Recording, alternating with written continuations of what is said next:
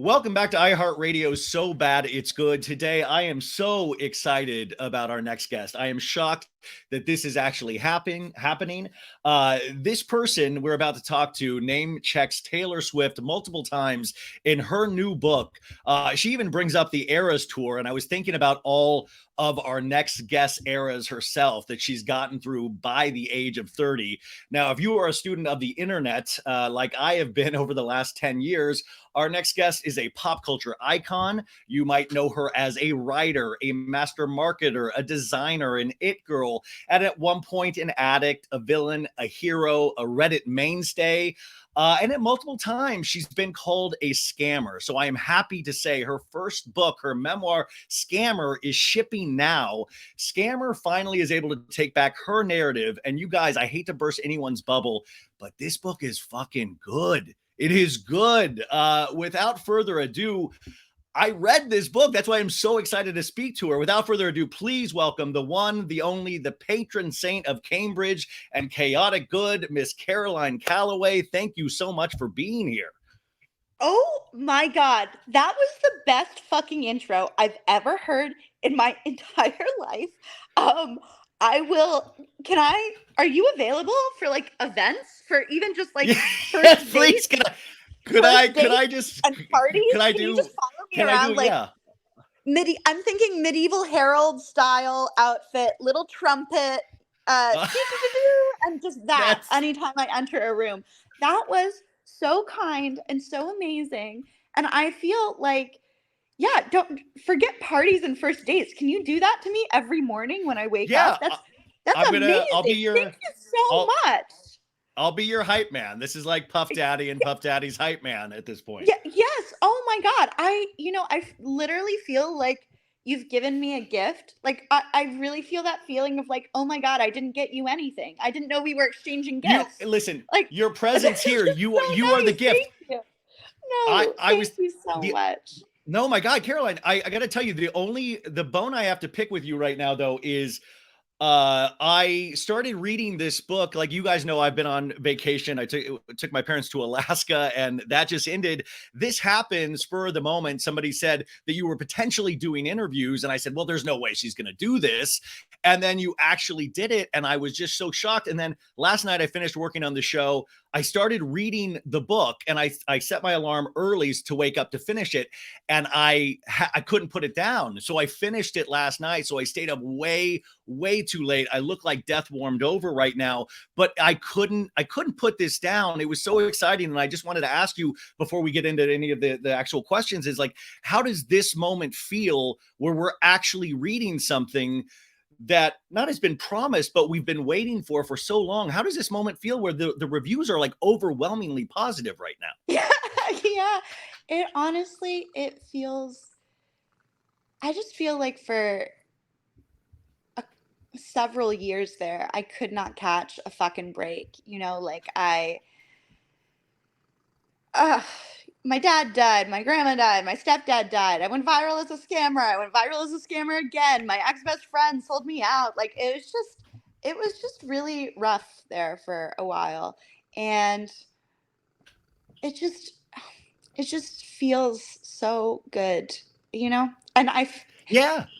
it's like, I know that's such a boring answer, but it's just such a simple feeling of just happiness and relief and peace. And it just feels so new as well, like it's been a while since I felt like this, like as in like years. Well, I mean, this book, by the way, I want to tell people this book you can read in one sitting. In fact, you designed it that way. You write in this, someday I will make my first book, and we were like, which we'll talk about later.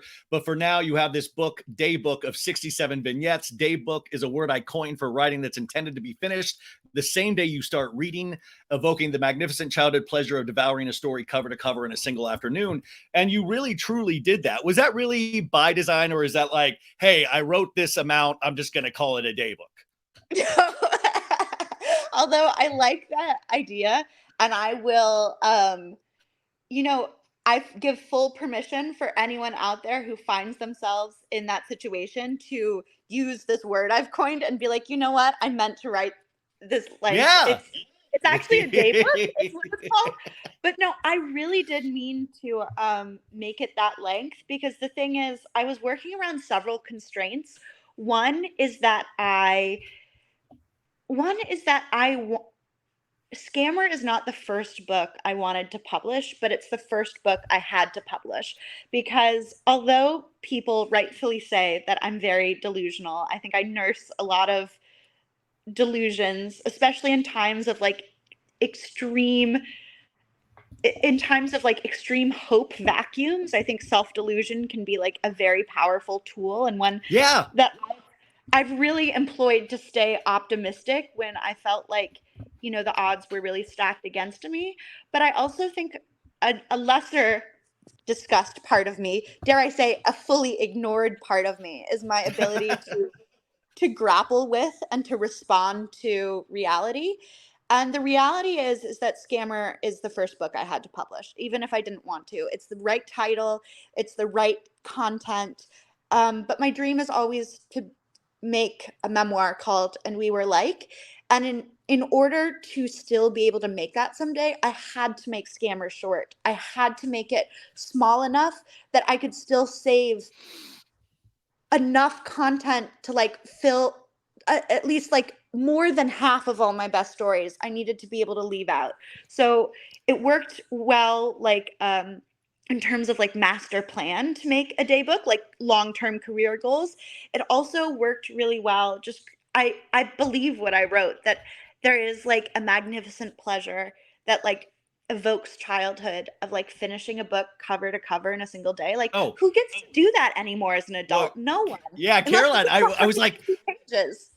I was like, wow, okay, so I'm going to stay up all night reading this book. And then I was like, when is the last time I've stayed up all night reading a book?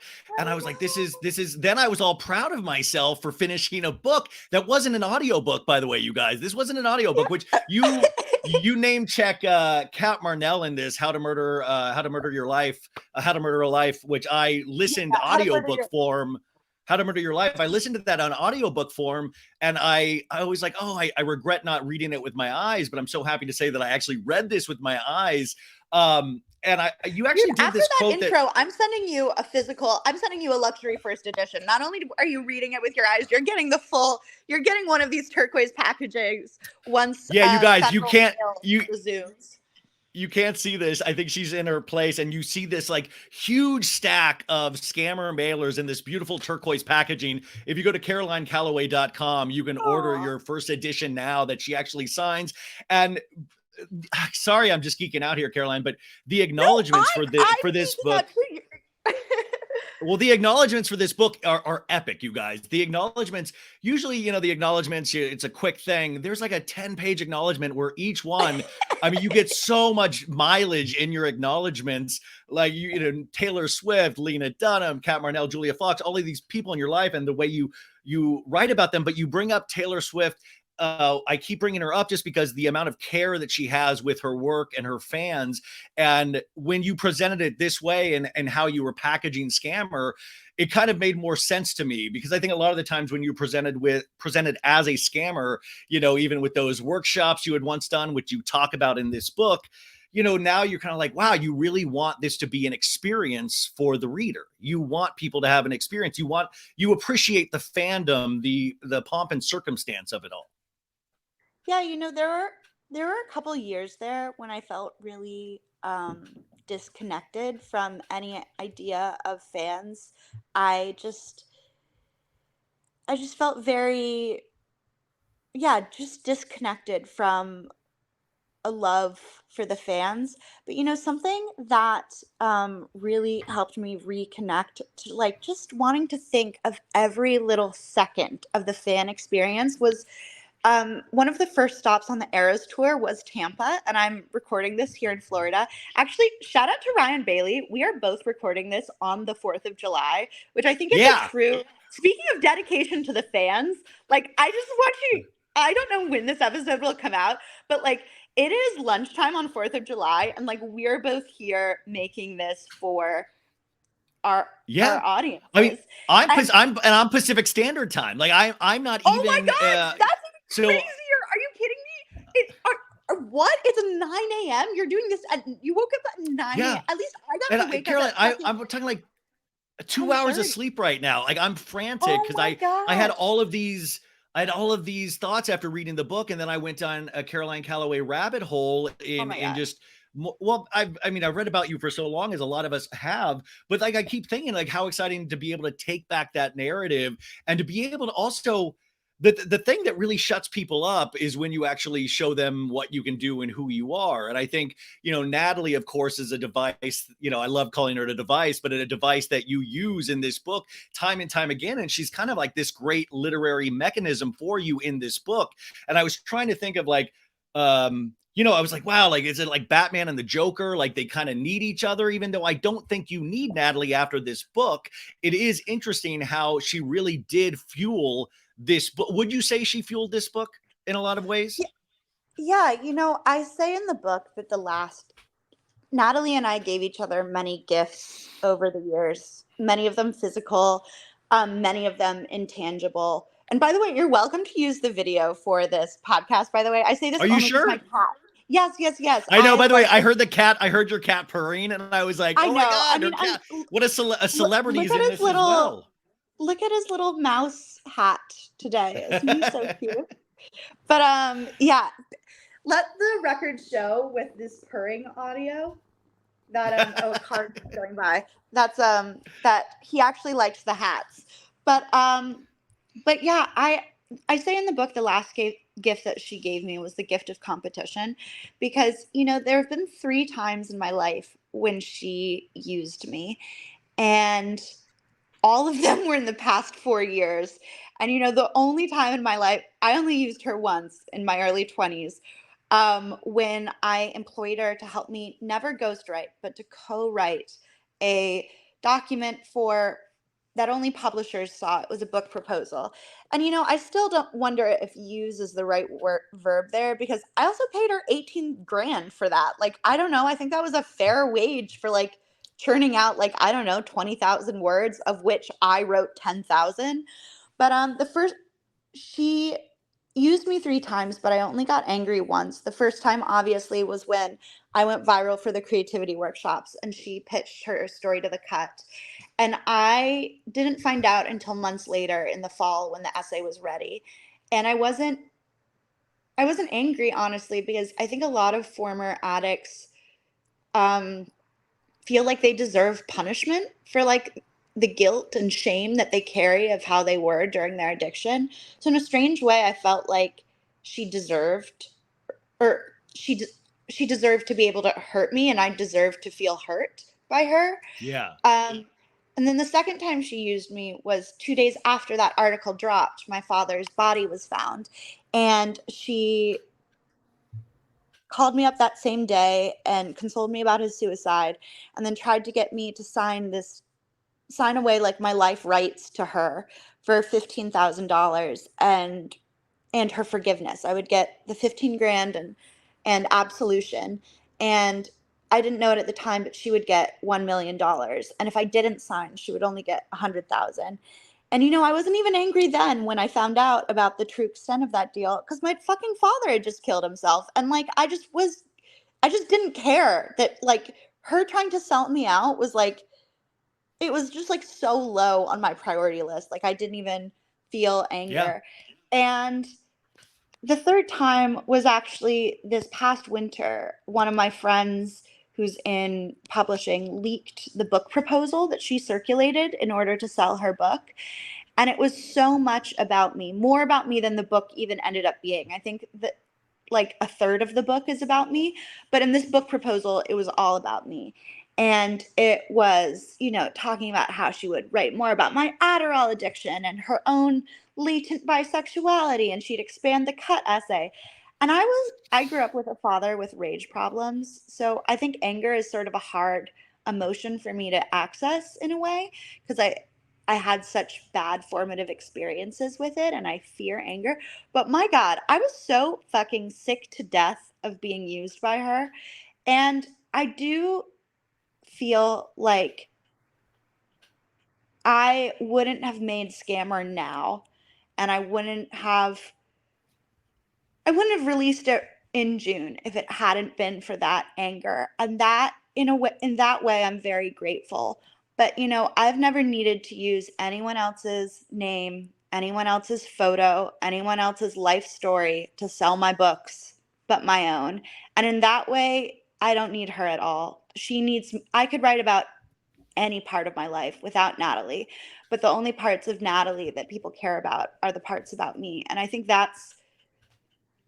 although I'm grateful for the anger spurring me on to do this now, I don't think I need her at all, but I do think that she needs me.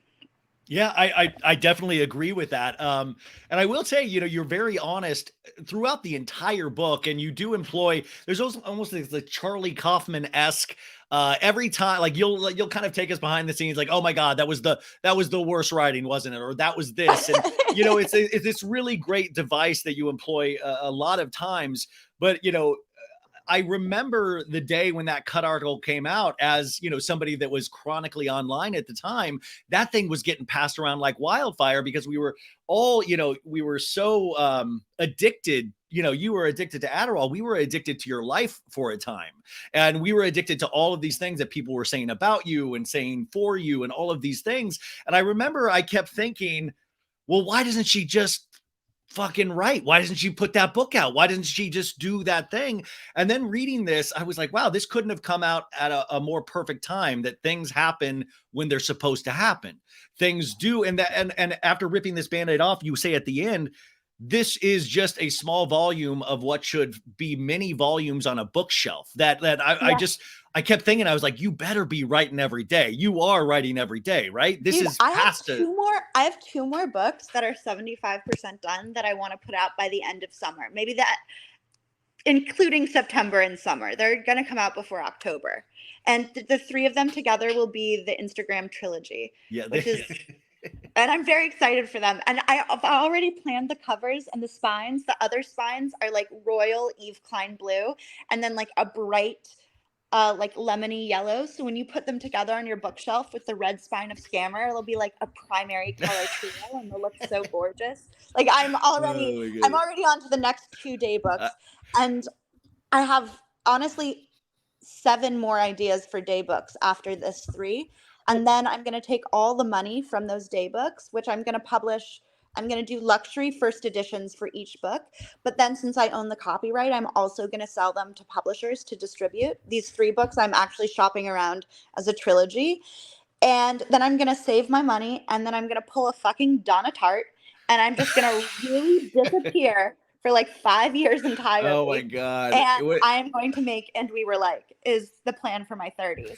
I mean, wow, Caroline's secret history is going to be amazing. I mean, you had this one, this little thing that you wrote in the book that stays with me, and we were just kind of speaking about this, but I wanted to let the audience know that I just love this. It's that you said courage takes courage, but you can always substitute self-delusion if that's all you have in the pantry. And that kind of goes to what we were just speaking about, is that really that obliviousness, courage is whatever, but you can truly use whatever you have. And self-delusion in this day and age is such a powerful tool. And I do a little review of the book before this interview, so the audience kind of knows the main characters for people that might not know already.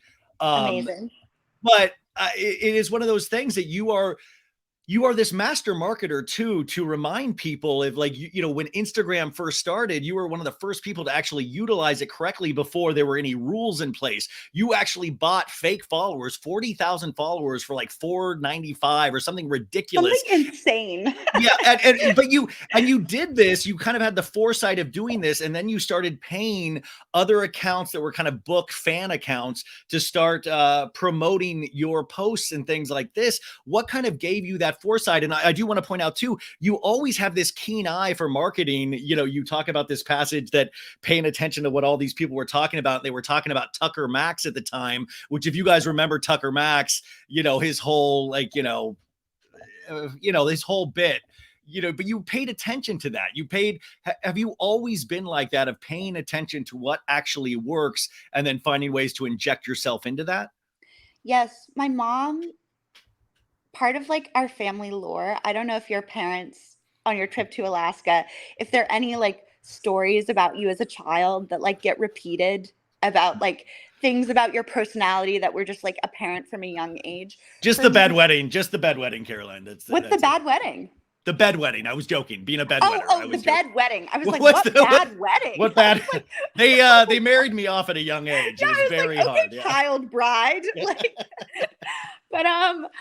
but for me, my mom loves to say how my favorite game as a little kid was a game I called dictation, which since I couldn't type or even write, but I could speak, she would sit at like our old khaki colored PC with like the first version of like Microsoft Word, and I would tell her stories and she would write them up for me. And the other thing that she always brings up of when I was little is that I love to like critique commercials as a little kid and like say how the commercial could have been better. And I really think that like my two greatest skills are marketing and writing, and I cherish that family mythology because I just agree with that with her interpretation of like where my skill sets have always lay.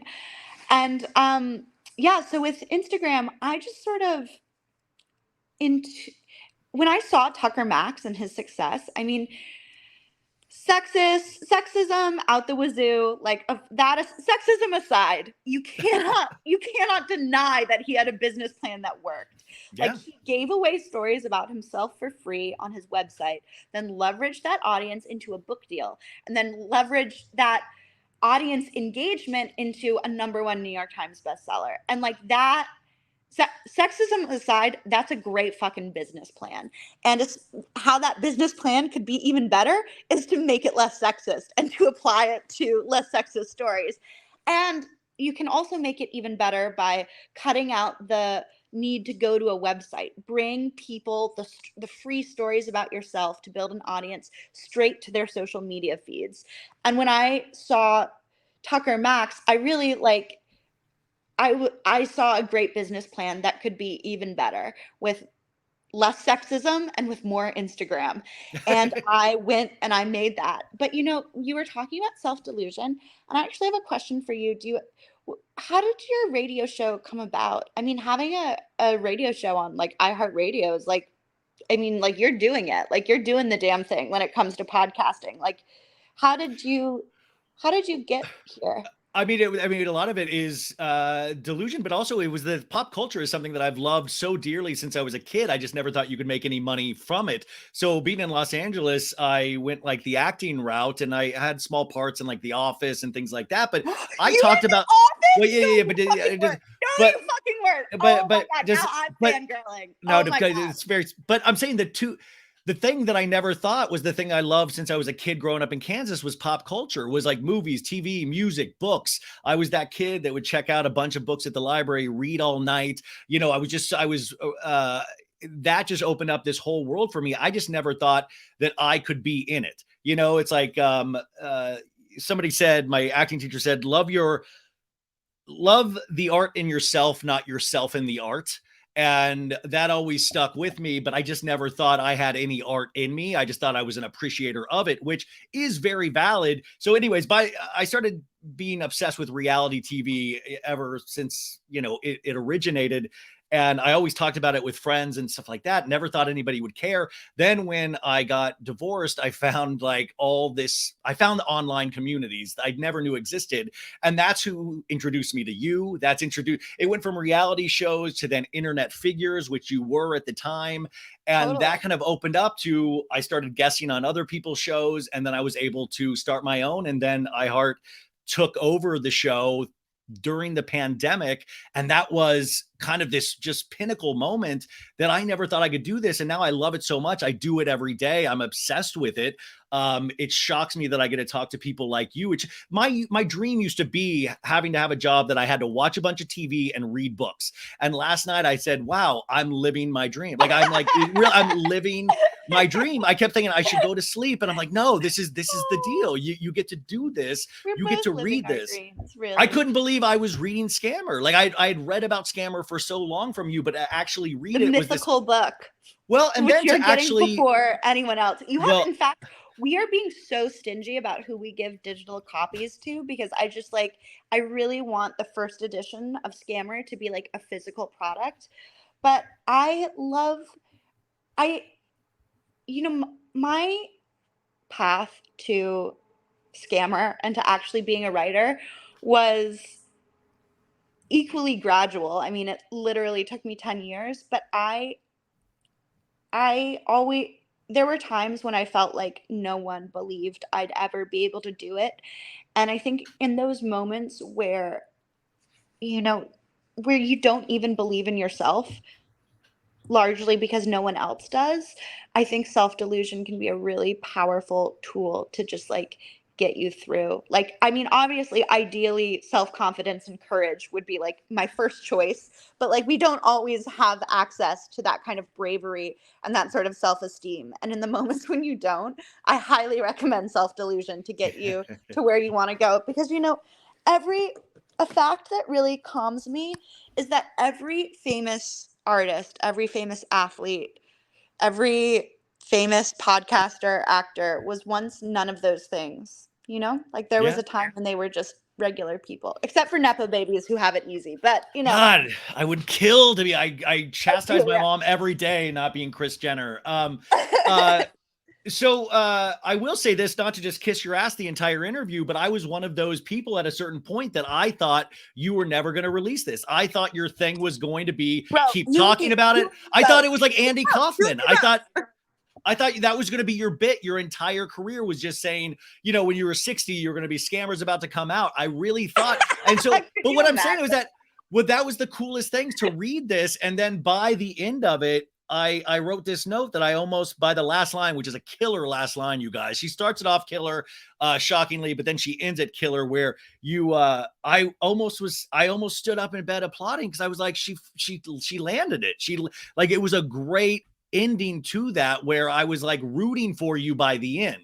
And when you read somebody like Natalie's cut piece, or the cut piece that Natalie was a part of, it really did. You look at this in a different angle of being able to like, wow, this story of yours was really taken away, and certain details of this story, really key details, were left out of that story. Being able to hear it from the horse's mouth and in such a like kind of this beautiful prose is a really different experience. And that's why I encourage people to actually read this book. But that's what I just kept thinking. I was like, shit, she had this in her all along. You have this scene with, your writing teacher that literally which, by the way, the times you bring up Natalie, you talk about her so glowingly, but at the same time, there's this you won't probably classify there's like a little bit of pettiness in there, because you will nail her with a line on top of complimenting her so much. But some of those lines, I'll just be like, damn, it's like a little bit of a hit. But your writing teacher says, listen, you were always a better writer. You just had to write. And that's what I was thinking about all of our own lives. We just don't do the thing because we're so in our head about doing the thing. But you had that in you all along. Totally. And I'm so glad that you took that away from that scene, because that's exactly what I wanted people to take away from it. It's literally, I couldn't have said it better myself, and I fucking wrote that scene. Like, that is exactly what I wanted people to feel. We are so in our heads, and it's crazy how, that it just starting and finishing it's just, they also feel like the hardest things in the world. And we can have so many just mental barriers to just like doing the damn thing. I myself included, like I'm patron saint of Cambridge chaotic good, and like saying you're going to write, and famously not writing a book for way too long. I mean, I'm so glad it's finally out. But I'm really glad that you took that away from that scene. No, I did. I thought, but I just thought how fast. I was like, wow, like she had. What's that? No, I was just gonna say, and also, yes, I'm very petty and vicious. No, it was. I mean, there were certain lines that cut me. Out for blood. Oh, I mean, no, it really is. You do bring up Taylor Swift as a hero of yours, which I love. You say Midnights right now is your favorite album. This is a pop culture podcast at heart. So Taylor Swift, we talk about all of the time. You like Taylor Swift? How do you feel about it? Love Taylor Swift. The only thing that pisses me off about Taylor Swift right now is being in Los Angeles, I can't even get a single ticket for less than $1,000 because I didn't make it on the Ticketmaster, little thing, and that pisses me off. Like I want to see Taylor Swift. You She's at have to like go. eight. You have to just bite Yes. the bullet and do it. You have to just do it. I'm sorry. They're you have to just do it. They're only going to get more expensive as it gets towards at least now there are still a few other US dates left, but like once it gets to like people are going to be flying to Los Angeles to see her for the last time in the United States. Like I really like any listeners out there like this. I went twice when she came to Tampa, and we sort of got off topic about this, but I was saying how Taylor Swift like really helped me reconnect to like a love of the fans, because I just felt like every single detail of the Eras tour, she had just been thinking about like how every single fan would experience it. Everything from how the stage lights up for the people in the top seats, the light up wristbands. And so when I designed this luxury edition of Scammer, I was like, what font are we using for the body paragraphs? Like, how does the packaging look? Like, what are people when they get home from work and they see this in their mail? I want them to know exactly what has arrived. Like how do you tie the best bow with ribbon? I'm like watching YouTube tutorials on like how to tie like Tiffany bows. Well, yeah, you even have reusable stickers. You have reusable stickers on the packaging, which you can reuse. You'll see this when it arrives, but we made sure to test out different kinds of stickers to make sure that we had ones that would stay in the mail. I actually practiced mailing this mailer to my graphic designers in Brooklyn, which is like the perfect like trip. It's not like too short nor like crazy long. We practiced mailing this book with a mailer to make sure that the stickers would stay on but still be able to be peeled off. And I just who you really remind me of with your love of Taylor Swift? Who's the guy who owns Barstool Sports? Oh, how dare you, Dave Portnoy? How dare you? Wait, that better Tucker Max is the original Dave Portnoy. Dave Portnoy says Dave Portnoy. I like Dave Portnoy. Well, he's good. He's gotten himself into some trouble over the years. So I know. I don't care. I think I think he's great. I've been loving all of his Taylor Swift content. I love the clips of BFF podcasts that I see on TikTok. That's what you need to get on is BFF. That's what the. That is I hate true. to. I should. I will. By the way, these kids need to recognize like they Dave Portnoy's there, and then they're like these 21-year-old hosts that are kind of learning about life. You would be not to shit on this show, but you would be amazing on that. Wait. That's true. That's true bestie energy to be like, you know what you need, bestie? Like, fuck me. Like, go do this. Like, I just love that you truly want what's best for me, even at the cost of like, that's true. That's true bestie energy, and I love that so much. Okay, so in the book, to kind of talk about another pop culture angle that we talk about a lot is the rise of streaming of these stories from the internet now being optioned as projects. You do talk about this other passage in the book that I loved. If you've never had a scandal before, continue to have none. If you've had one scandal, then beginning having as many more as you can. The way each bad news item about you becomes a smaller pie slice of your public identity. The collective memory for pop culture fatigues so fast. It's the Kardashian Trumpian principle of information entropy and overload. One scandal will define you, but a million little scandals add up to a helpless shrug. And we talk about that concept on this show all the time, is that there is so much all the time now. All you have to really do is ride that wave. And I love that thought of if you have one, that could define you. But if you have a million, it just numbs the audience and they don't even know which way to look. And I thought that was that was so well put. Yeah, no, so well put with what you just said. It numbs the audience and they don't even know which way to look. I would print that sentence in my book. Like that's gorgeous. That's gorgeously said. And I totally agree. Have you ever had a scandal? No, not yet. I'm looking forward to my first one. None. Don't have one. Don't have one. Continue to have none. Like that is, if there's so many things that like I did after going viral as a scammer the first time. Like doing OnlyFans, going on Z-Way, painting my floors white. Like I can't even Like, even I can't remember them all off the top of my head.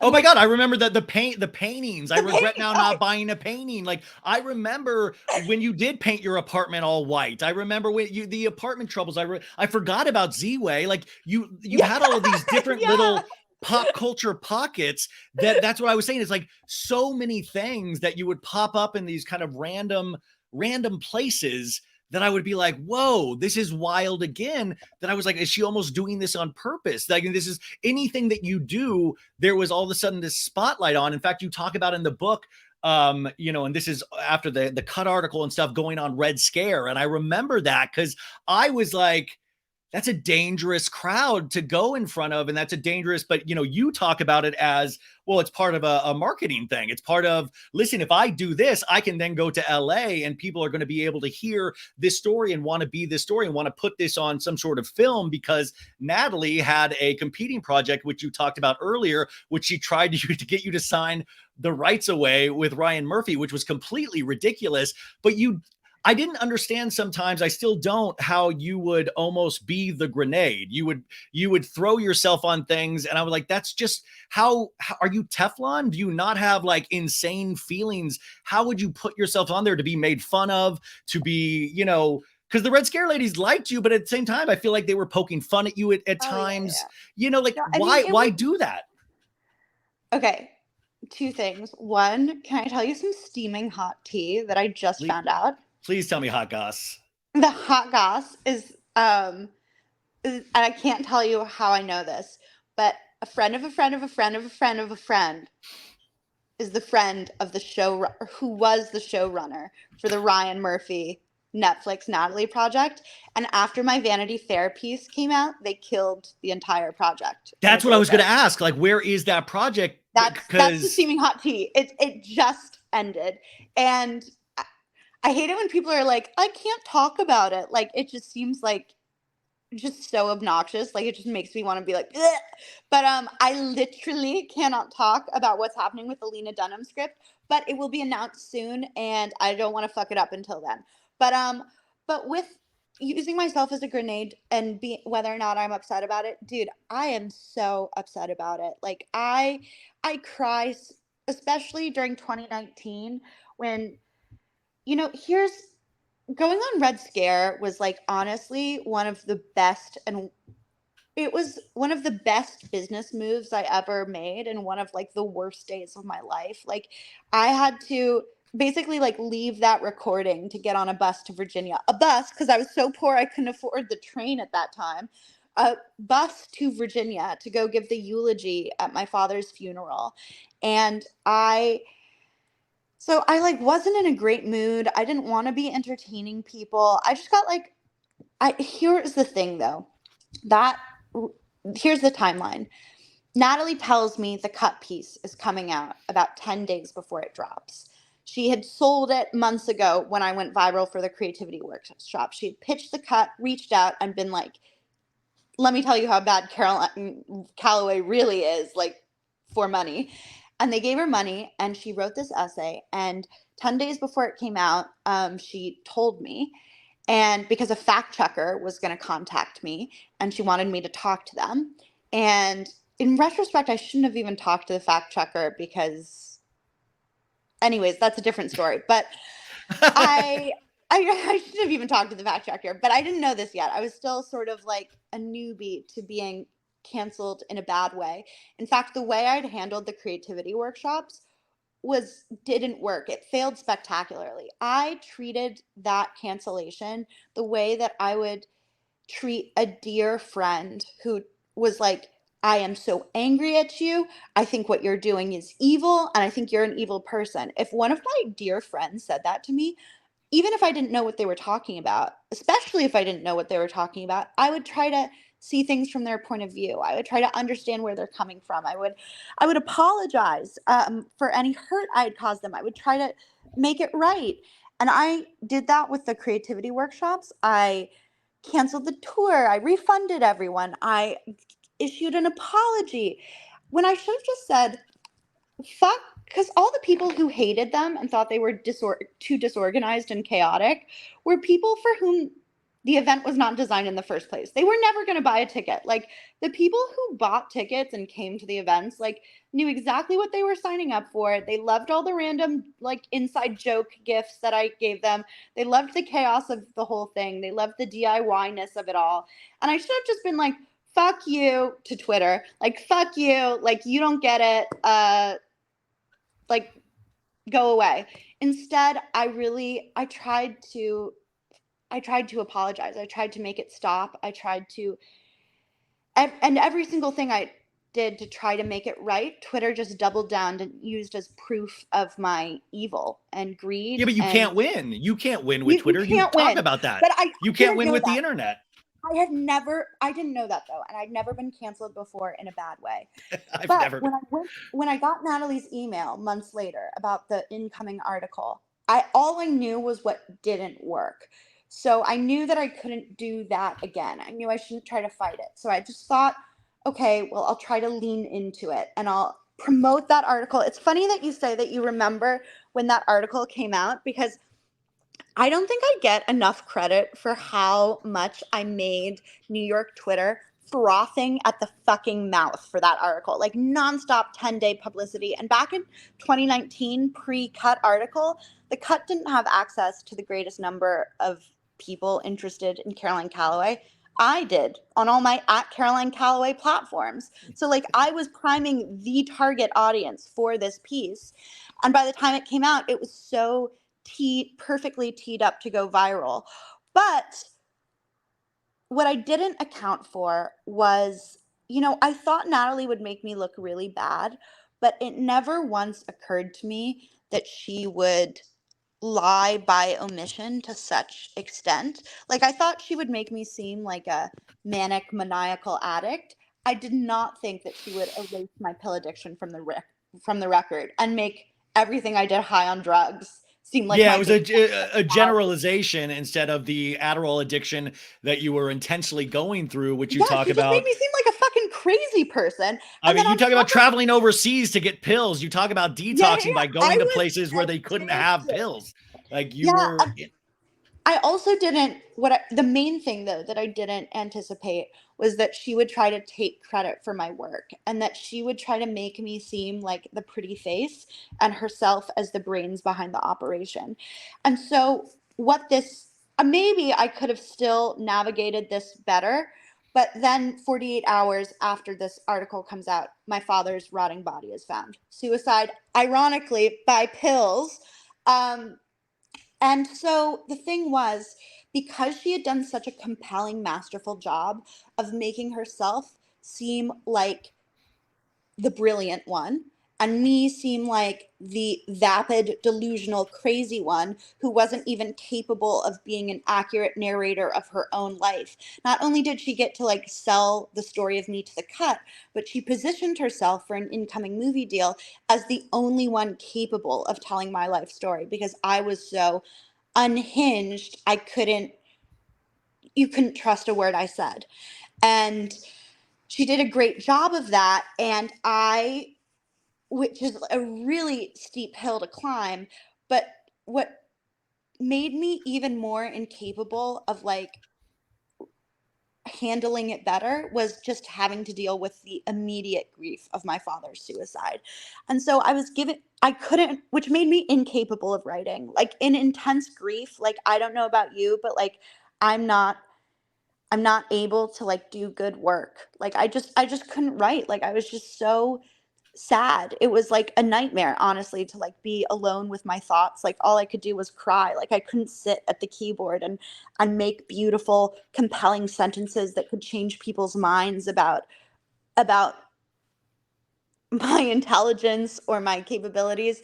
So the reason I ended up doing Red Scare and really making myself a grenade is that it was really my last resort, because Natalie offered me 2 days after a piece comes out, the day my father's body is found, she offers me this Netflix deal where I get 15 grand and her forgiveness. And I thank God my manager, I honestly Honest to God. Your poor manager, by the way, your poor manager must just like what the converse. That's what I want to have is like actual documentation of the conversations you have with your manager, because it just must be like talk like, no, Caroline, no, we can't do that. We can't do that, Caroline. That sounds which it really. It kind of does make me laugh in retrospect thinking about this. Sorry to cut you off, but I was just thinking about not at all. Natalie. I remember feeling at the time, and I think a lot of people go through this, is like, oh, I felt like maybe you were that person that if you shine your light on somebody, that person feels immediately like in heaven, like almost. So I've had a person like that in my life where, and that person was potentially bad for me, but anytime they shine their light on me, I felt like I was absolute. I felt like I was amazing. And I was like, oh, maybe that's who you were to Natalie. Reading your version of things, I don't really think that anymore. I also felt special when she shone her light on me. Like she was a writer Nepo baby. She lived in this beautiful mansion in Connecticut. Her little sister was at Brown. Her mom worked for Yale. Her dad was a professional writer. Her aunt gave her first writing job because her aunt is still O Magazine, the editor-in-chief of O Magazine. And like Natalie was beautiful and athletic and absolutely fucking ripped. She was like charismatic and charming, and she was elected like captain of the varsity women's soccer team, which is also gay as hell. And I was just like, I had the biggest crush on her. I loved her. And I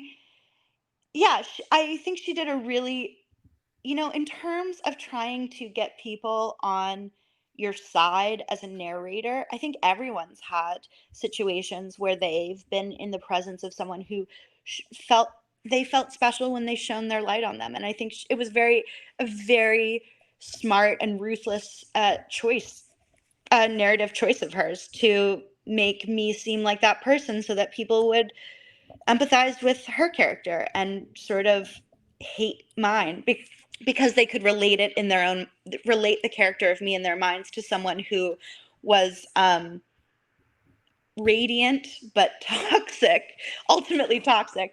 But I really want to answer your question about whether or not it affects me.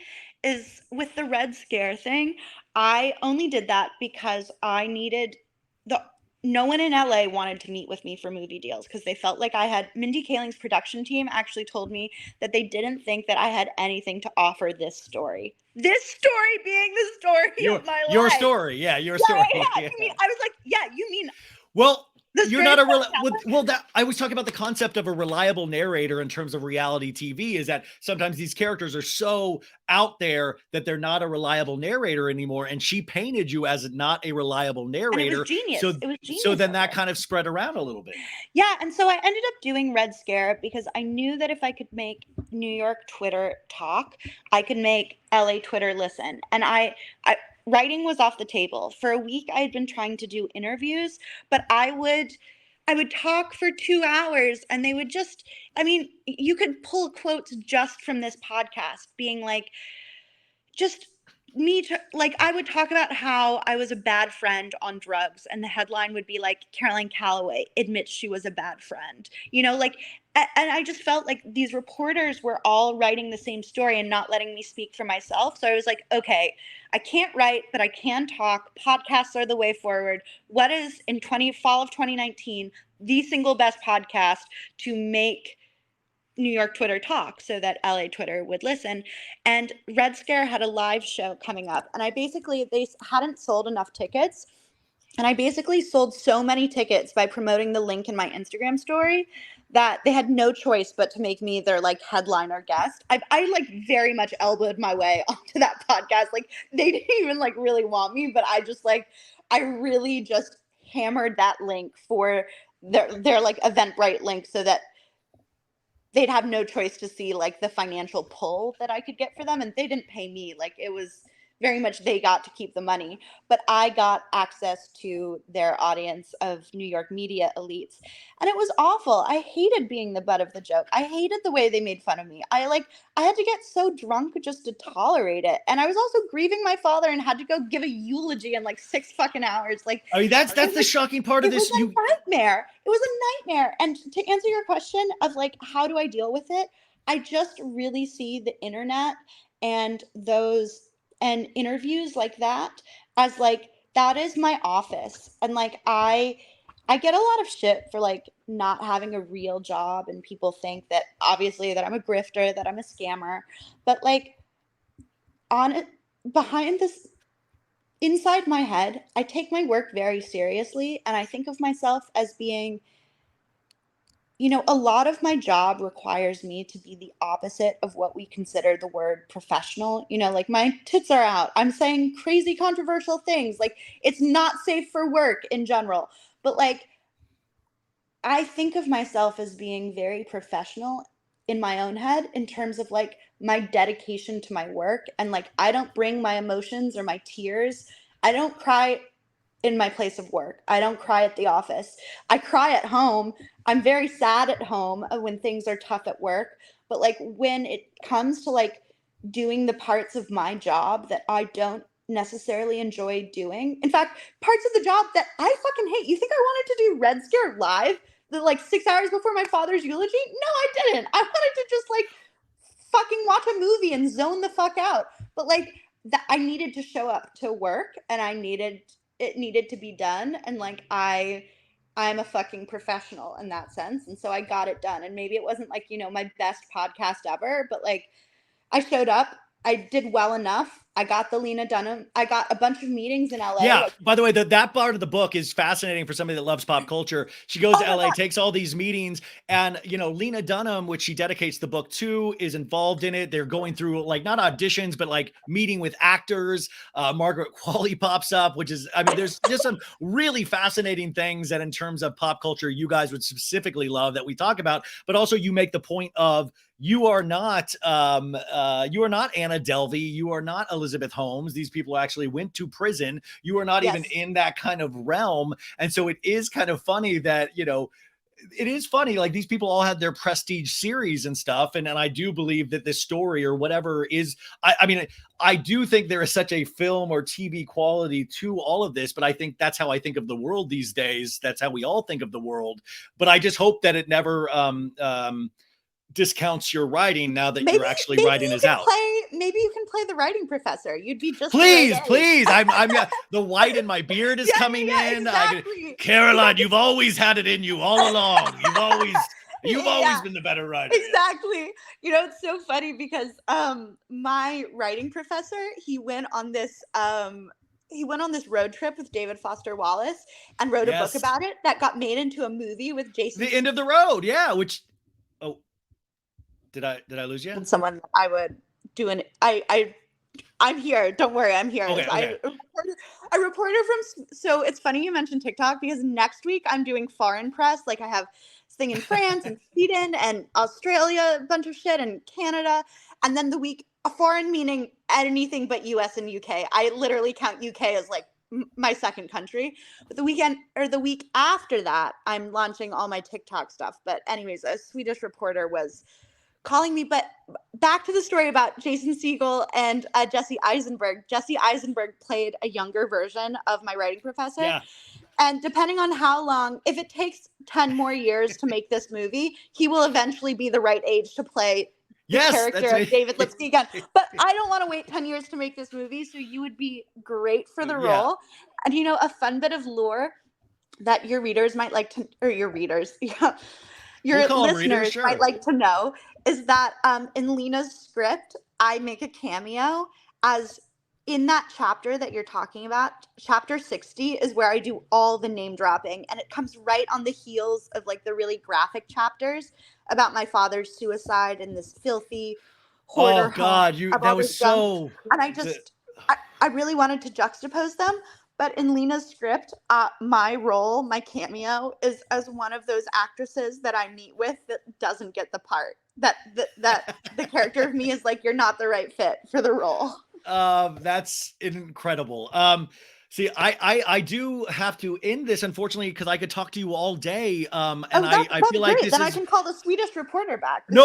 screw that Swedish reporter. Screw that Swedish No. reporter. No, I have an appointment that I was not able to move. I would love to just do a 3-part series with you because there are so many things that I didn't get a touch on. But I do want to just remind people, as I've reminded people in the intro to this, CarolineCalloway.com is where you can actually order your first edition book. And what I was going to say, if Caroline said she was going to send me one, but I was going to actually tell her that I was literally going to buy one because after reading this, I was like, a free one. But I want this in my collection. Text me your address.